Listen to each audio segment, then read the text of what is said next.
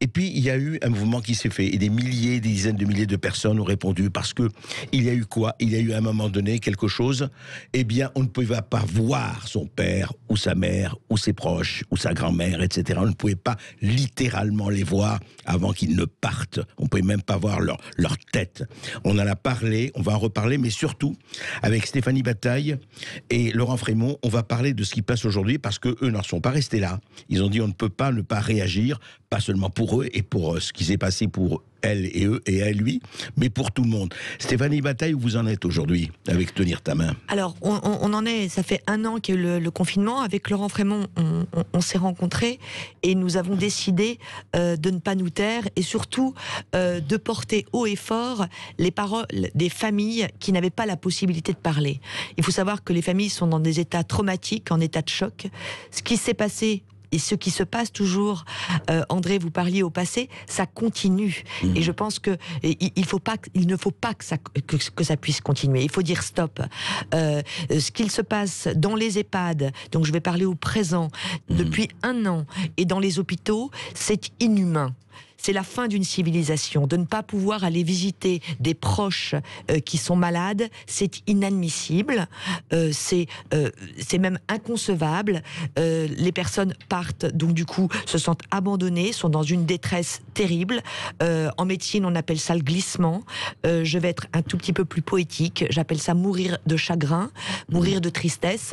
Et de ne pas pouvoir accompagner nos défunts. Les défunts sont enterrés tout nus dans des bâches en plastique. Jusqu'à encore quelques jours, ils étaient aspergés d'eau de javel. Il faut le savoir, il faut en être conscient. Voilà comment nous traitons nos morts. Ce n'est pas possible. Ne pas pouvoir enterrer dignement nos défunts, c'est la fin d'une civilisation. Nous sommes devenus des êtres humains au moment où nous avons su avoir des rites funéraires. Donc avec Laurent, qui a perdu son père aussi dans des circonstances absolument abominables, on s'est dit on ne peut pas rester muet, nous allons être les porte-voix de ces personnes atomisées, penser à ceux qui sont partis et aussi penser à ceux qui restent. Donc nous avons décidé de monter ce collectif qui s'appelle Tenir ta main. Laurent, je te laisse parler. Merci beaucoup Stéphanie et merci André, parce que c'est vous qui nous avez mis en relation. Oui. Et donc là ça fait 1 mois qu'on travaille ensemble. Notre objectif il est double, c'est d'abord de rendre hommage à toutes ces personnes qui sont disparues, qui sont mortes seules, à soutenir leurs proches aussi, qui se retrouvent aujourd'hui dans un désarroi absolu. Mais surtout on veut, pour les vivants, en hommage à nos morts, que cette situation ne se reproduise plus. Oui. C'est pour ça qu'on propose de faire inscrire dans la loi... Que ce soit définitivement au passé. Exactement. On parle de ça. Et donc aujourd'hui, il y a des responsables politiques et des gestionnaires d'établissements, même des médecins, qui sont coupables de crimes affreux, il faut le dire. Et donc il faut les empêcher de poursuivre ces crimes en faisant... Il ne faut pas à dessein quand même. Écoutez, il y en a certains qui usent de leur petit pouvoir finalement pour se comporter comme propriétaires de leurs patients et mettre de l'information qu'ils osent, qu'ils daignent donner à leurs proches.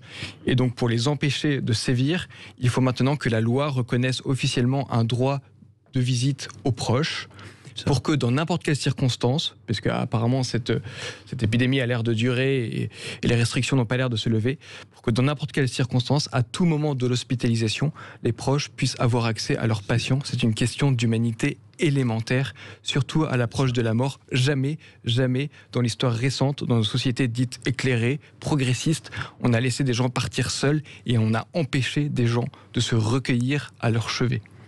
Écoutez, notamment, Stéphanie Bataille a réuni un certain nombre de comédiens, de Jacques Weber à Isabelle Géninas, de Pascal Elbé, de Maison, de Charles Berling, Lambert Wilson et autres, qui lisent des témoignages que vous avez reçus à l'association Tenir ta main de personnes qui se sont retrouvées dans les mêmes circonstances.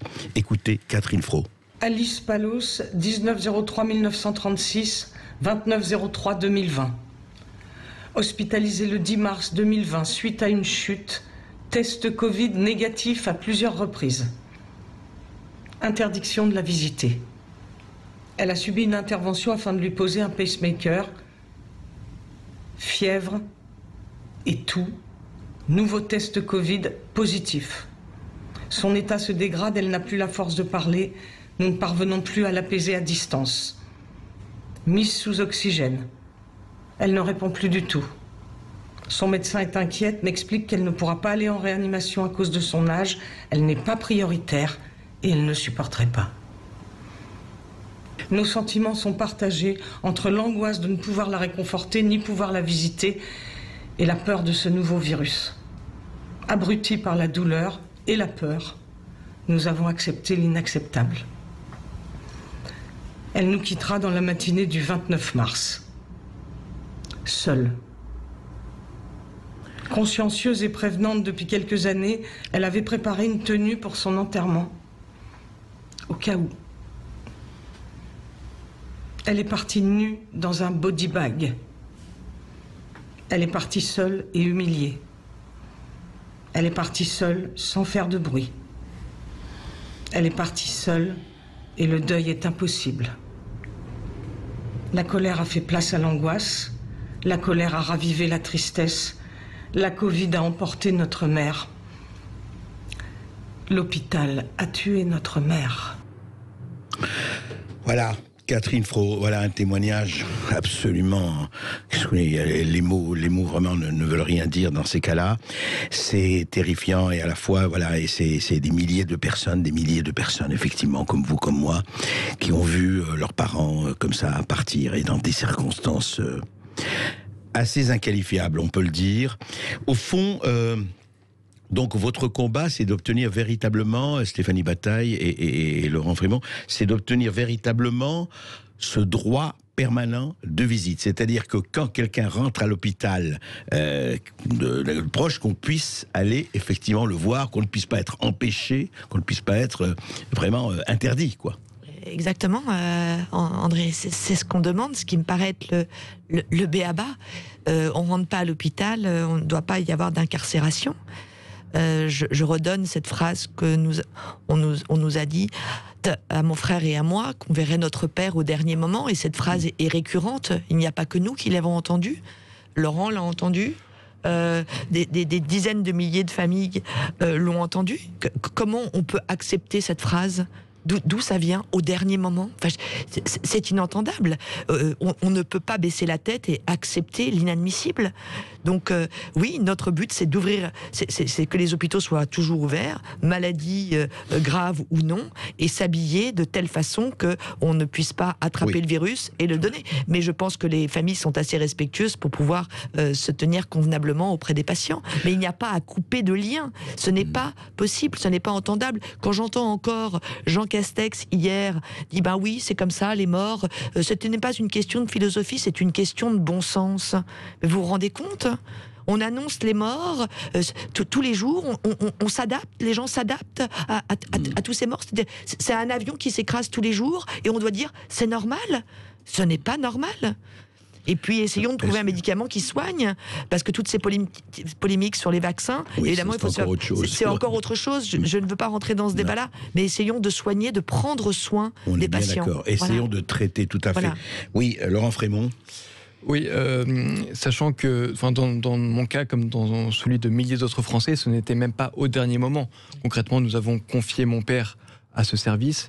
17 jours plus tard, on nous a rendu son corps dans un sac plastique. 7 jours plus tard. 17 jours. 17 jours dans plus un tard, sac plastique, dans un cercueil. Mais c'est tout ce qu'on a reçu de mon père après l'avoir confié à cette clinique. Et donc c'est vraiment une question d'humanité élémentaire. Et évidemment que le traumatisme, il est considérable pour ceux qui restent. On a même un sentiment de culpabilité. Est-ce qu'on n'aurait pas dû tout simplement défoncer ses portes pour pouvoir assister mon père lors de ces dernières heures? Et je dénonce aussi le climat de mensonge qui prévaut dans beaucoup d'établissements. On nous a fait croire que mon père était mort du Covid. Après avoir obtenu son dossier médical, on s'est rendu compte qu'il avait subi 3 tests négatifs et qu'il était mort d'une septicémie, donc d'une infection nosocomiale. Alors qu'ils avaient écrit mort du Covid. Voilà. Donc ça nous permet aussi de relativiser tout à fait les statistiques officielles. On nous fait croire que des personnes sont mortes du Covid, alors qu'en réalité, ça cache d'autres pathologies, et dans de nombreux cas comme le nôtre, des maladies nosocomiales, ce qui est gravissime. Jacques Weber a lu un témoignage poignant pour mon papa. Il s'intitule « La clinique t'a tué et t'a laissé mourir seul ». C'est exactement ça. On va écouter François Berléand. Mon petit père, je suis sans voix. Et pourtant, je suis bavard, comme tu le sais, comme tu as pu le constater lors de mes appels quotidiens, que tu attendais avec impatience. Ta Ta voix, je l'ai entendue pour la dernière fois la semaine dernière, où tu m'as adressé une multitude de merci. Je suis sans voix mais très en colère contre cet hôpital qui n'a pas fait respecter le protocole sanitaire, où tu as chopé cette saloperie de virus, comme tu le disais. Je suis sans voix mais très en colère contre cette personne qui se promenait dans l'hôpital et qui t'a contaminé. Je suis sans voix mais très en colère contre ce protocole où à un âge on prive les patients de soins en réanimation. Je suis sans voix mais très en colère que tu aies renoncé à Noël en famille pour te protéger de ce virus qui t'a tué à l'hôpital, lieu où on devrait être en sécurité. Je suis sans voix, mais il me reste pour crier et dénoncer haut et fort cette injustice. Voilà, c'est posé, et grâce à vous deux, et puis grâce aux milliers de familles qui se sont insurgées, c'est posé, le problème est posé. Et effectivement, incontestablement, quelle que soit la situation, en respectant les gestes barrières, en respectant tout ce qu'il faut respecter, à un moment donné, il y a le fait qui est très simple, où on considère que ce sont des dommages collatéraux et que la famille et les parents sont une variable d'ajustement et on en fait ce qu'on veut, ou on considère que, au contraire, les liens familiaux, qu'est-ce qu'il y a d'autre, sont quelque chose d'essentiel, de fondamental, de vital, dans tous les sens du terme. Et justement, eh bien, on fait tout pour les préserver dans n'importe quelle circonstance.